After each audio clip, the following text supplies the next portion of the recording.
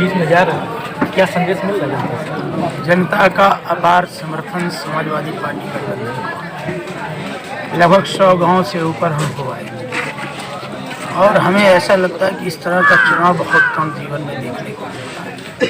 हमने 77 के चुनाव को तो नहीं देखा, जनता दल की जब लहर थी उसको थोड़ा मोड़ा हमने देखा, लेकिन जो आज का दौर है मुझे लगता है इसमें इतना भारी मतदान होने जा रहा है कि भारतीय जनता पार्टी कहीं दिखाई नहीं। बीजेपी जो संकल्प पत्र जारी की है उसमें उन्होंने किसानों का जो बिल है वो हाफ किया है।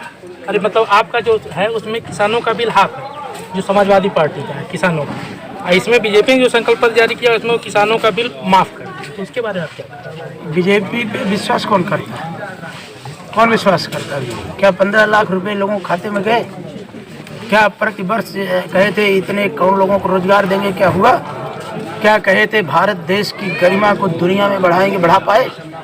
शानदार अपना रेलवे बेच दिया अडानी के हाथ, भारत के हवाई अड्डे बेच दिए अडानी के हाथ, डेली निजीकरण करते जा रहे हैं। क्या ऐसा भारत के सपना लोग देखे थे जहां ऑक्सीजन के भाव में लोग दम तोड़ दें, जहां अगर नौजवान देखता है कि उसके साथ बेईमानी हुई है और सड़क पे आता है तो पुलिस तांडव करती है? क्या इसी उम्मीद को लेकर के इस देश के अंदर लोकतंत्र कायम हुआ था?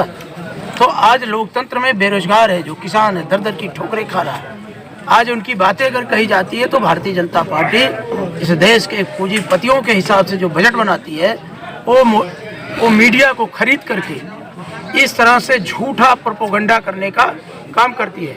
यही आजमगढ़ के गांवों ने खुली आंखों से देखा है अपने लोगों को मरते हुए। इसी आजमगढ़ के लोगों ने देखा है कोरोना काल में रेमडेसिविर इंजेक्शन को ब्लैक मार्केट में बिकते हुए। यही लोग देखे हैं कि ऑक्सीजन के लिए दर दर भटकते हुए। अगर मैं तरौलिया का अस्पताल न बनवाए होते माननीय अखिलेश यादव तो ना जाने कितनी दुर्गति को प्राप्त हो गए थे लोग। क्या कारण था कि दिल्ली और बम्बई और कलकत्ता से लेकर लुधियाना, पश्चिमी उत्तर प्रदेश में कह रहे हैं कि 10 मार्च के बाद मैं अपराधियों के गुंडों की गर्मी उतार दूंगा, उसके बाद टॉप 10 अपराधियों की सूची क्यों नहीं जारी करते? क्यों भेदभाव रखते हैं? अगर उनको और ये गर्मी उतारने का चुनाव है कि बेरोजगार नौजवानों को रोजगार देने का काम है, किसानों को खाद देने का काम है, बिजली देने का काम है, गांव में सड़क बनाने का काम है, उसके बारे में कब बताएंगे? जो दिल्ली, बम्बई, पंजाब, लुधियाना से पैदल पैदल घर चले आए उनके लिए इंतजाम तो कर नहीं पाए। एक गर्मी उतारेंगे? इनकी गर्मी जनता ने उतार दिया है। और बिजनौर में प्रधानमंत्री की सभा लगी थी, सभा का बहिष्कार हो गया तो कह रहे हैं मौसम खराब है। कल से आपको मौसम खराब दिखाई दिया? पीछे क्या है इसमें आपको कोरोना कहीं मिल रहा है? अभी हम उस गांव में भ्रमण कर रहे थे, इनका इंस्पेक्टर आया कि विधायक जी ये क्या कर रहे हैं? अब बताओ लोकतंत्र में क्या करें? अब पैदल भी नहीं जाने दोगे लोगों के घर, लोगों से मिलने नहीं दोगे। तो भारतीय जनता पार्टी पूरी तरह से बेनकाब हो चुकी है। भारतीय जनता पार्टी के लोग जिस तरह से हम लोग ताल ठोक के गांव गांव जा रहे हैं, हिम्मत हो, साहस हो तावे। हम तो कहते डिबेट करा दीजिए चांदनी चौराहे पे, उनके प्रत्याशी खड़ा कर दो, जो एक आध दो लोग। और निषाद पार्टी गठबंधन में जो सीट गई है, निषाद पार्टी जो प्रत्याशी हैं वो कह रहे हैं कि यहाँ पे अगर विकास हुआ होता तो मुझे चुनाव में नहीं आना होता।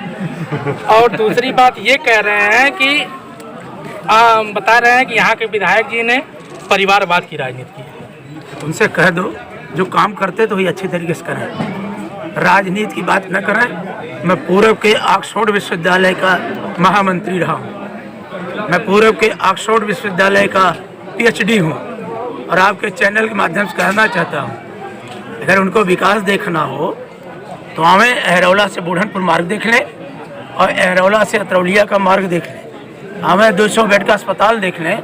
और उनको आप दिखाई नहीं का क्लिप आदर्श महाविद्यालय समधी का, कलूरा का पुल क्यों नहीं आप दिखा दिए? आपको दिखाना चाहिए था मंडी परिषद बुढ़नपुर दिखा देना चाहिए था, आपको विद्युत का उपकेंद्र दिखा देना चाहिए था। मकरहा जहाँ उनका घर अगल बगल पता नहीं किस कहाँ के रहने वाले हैं, उनका जो मकरहा में मैंने गांव के अंदर राजकीय पॉलिटेक्निक कॉलेज बनाया था, उसको भारतीय जनता पार्टी ने प्राइवेट हाथों में बेच दिया। तो हमें वो विकास का मॉडल ना बताए, पहले हमें उनकी एक तस्वीर दिखाओ जिस तस्वीर में कहीं आंदोलन करते हुए नजर आए, और वहीं नहीं दिखाओ। दोनों प्रत्याशियों को दिखाओ, कोई सामाजिक आंदोलन किए हों, कोई छात्रों के अधिकारों के लिए लड़े हों, कोई किसानों के लिए लड़े हों, 3 कृषि अध्यादेश कानून आया था, उसके खिलाफ लड़े हों, कोई वैचारिक, क्या उससे पहले आप उनको जानते थे? हम आप नहीं पता है कि अतरौलिया की रफ्तार को हमने बढ़ाया है। अतरौलिया यहाँ जहाँ बैठे हैं, ये इस दरवाजे पे लोग क्या क्या खा रहे हैं, उन्हें काजू बादाम मिलेगा? रात को भेजवाना पड़ेगा, अगर कहीं तो दिखाना पड़ेगा। तो संग्राम यादव को गांव गांव का मिलता है, अगर आपके चैनल पे बोल देंगे तो 2 इंस्पेक्टर और भेज देंगे। तो हमारा गांव गांव क्या समर्थन है यहाँ के बुजुर्गों का, हर जातियों का, धर्मों का, शोषित का, वंचित का, अगड़े का, पिछड़े का, बेरोजगार नौजवान का। और हम आपसे अपील करेंगे, ये अतरौलिया की धरती है।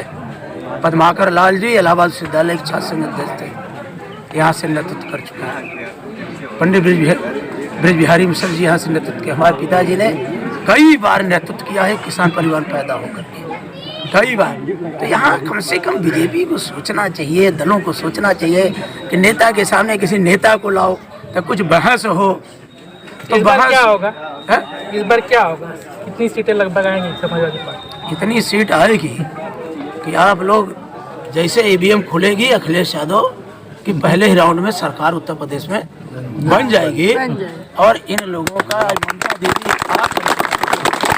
आप करके उन्होंने कहा खेला होए खदेड़ा होए, तो कहीं नहीं वो प्रेस कॉन्फ्रेंस करती, कहीं मौसम खराब वर्चुअल काहे कर रहे हैं, फिजिकल करने में क्या दिक्कत है?